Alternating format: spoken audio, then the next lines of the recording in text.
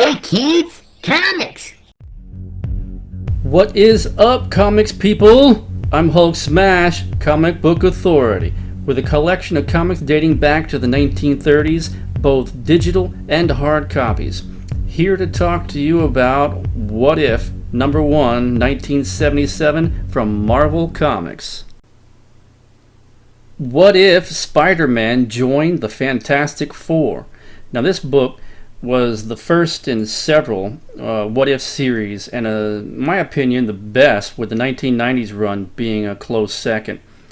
Now the cover art is a bit of a mystery, for if you did a search online it would say George Perez among others doing the pencils, but it's most certainly Joe Sinnott doing inks, and I believe Ron Wilson on pencils. My copy doesn't have a signature, hence the mystery. I believe none of them do, but Sinnott's inks are pretty unmistakable. But you gotta really love that 50 cent up there on that book. It's just, and that was expensive for the time. I believe books were about 35 cent, 4 to 40 cent around that time. So this 50 cent was a bit of a hike at that time. But that's just beautiful in this day and age. On the first page, we've got Stan Lee presents the dramatic debut of one of the most unique features in comic mag history, the What If series. This issue is written by Roy Thomas and originally conceived by him also as his creation. Jim Craig doing the pencils and Pablo Marcus doing the inks. Jim Craig was more of a fill-in artist through the 70s. He never had a major title that he was doing the art in, but good art nonetheless. Roy Thomas is a great writer. He started back in the 60s, I guess mid 60s. He was kind of a second phase writer for Marvel, as the first phase was basically just Stan Lee, where he did all the writing for all the titles. But Roy Thomas came in and took a lot of the load off of Stan Lee and was writing various series. Okay, as most of the What If books, it goes through the Watcher explaining how there are many alternate realities where life could have taken a different turn to the one as we know. Something we don't see anymore in modern comics is the editorial note often left to explain where or when certain events occurred, such as the box at the bottom of page 2 here. Page 3 continues to show the alternate realities with the Invaders and Squadron Supreme, a team that was created back in the 1960s as a jab at DC's Justice League.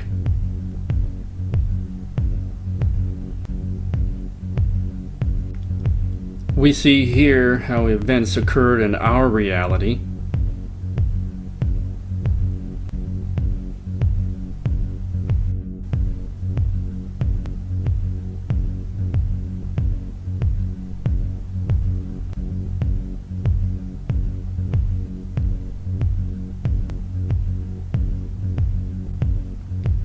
So Spider-Man goes to see the Fantastic Four to see if they'd hire him, as he's in need of money.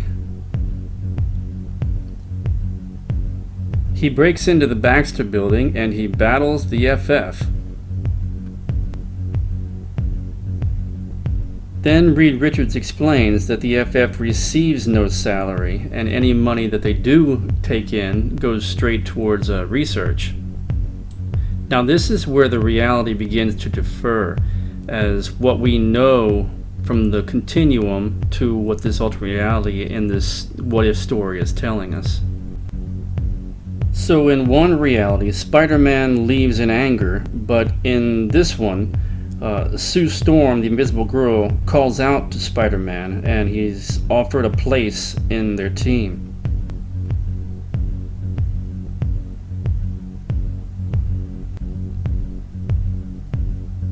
He offers his true identity of Peter Parker to the team, and now is able to financially assist his Aunt May.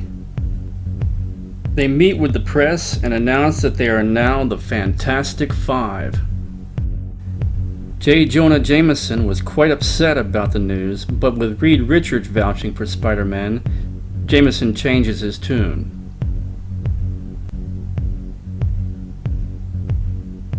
Here we see them all taking on the Vulture, where in our reality it would have just been Spidey fighting him.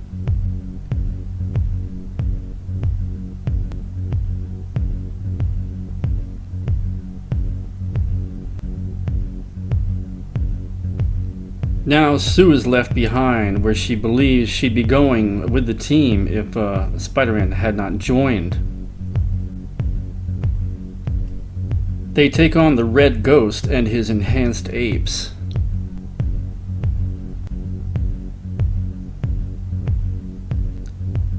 Sue is then summoned to help the Submariner, and as anyone knows their history, knows that Sue Storm and the Submariner should never be alone together.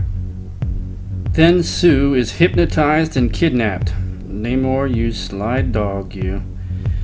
And she's engulfed in an airbag so she can breathe underwater.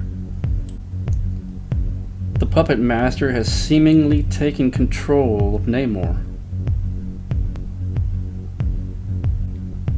Namor the Submariner appears suddenly as a hologram to the rest of the team.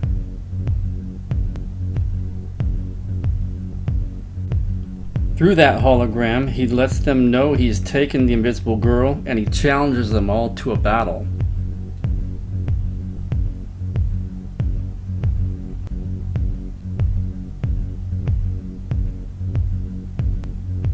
They arrive to confront Namor and are detained by a giant clam.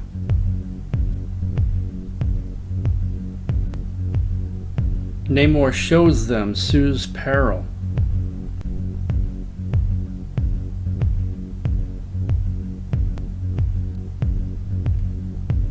Then the Fantastic Five, minus the Invisible Girl, attack Namor.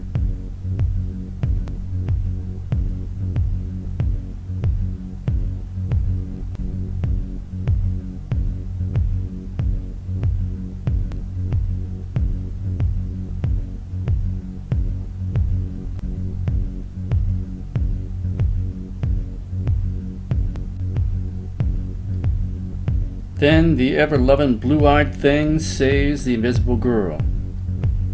The Puppet Master then commands Submariner to kill, yet Namor resists, as his feelings are too strong for Sue Storm. She defends Namor from her team as a huge octopus attacks and possibly kills the Puppet Master. Sue then realizes her conundrum. She feels the FF don't need her, as Spider-Man is now a part of the team, so she must choose between Reed and Namor. She chooses Namor. Sue walks willingly into a device to change her cellular structure so she can breathe underwater. The Invisible Girl has forever committed to a life under the ocean. Reed realizes his mistakes too late, and fate is forever changed in this reality. Reed and Sue will never marry, nor have their children, nor have the adventures they had in our reality. Good stuff. If you enjoyed this, let me know what other books you'd like to go over with me. So with that, I will bid you adieu and leave you with this final thought. Relationships are hard. One girl let me down. She ran away with my best friend. Now I got no dog. Oh!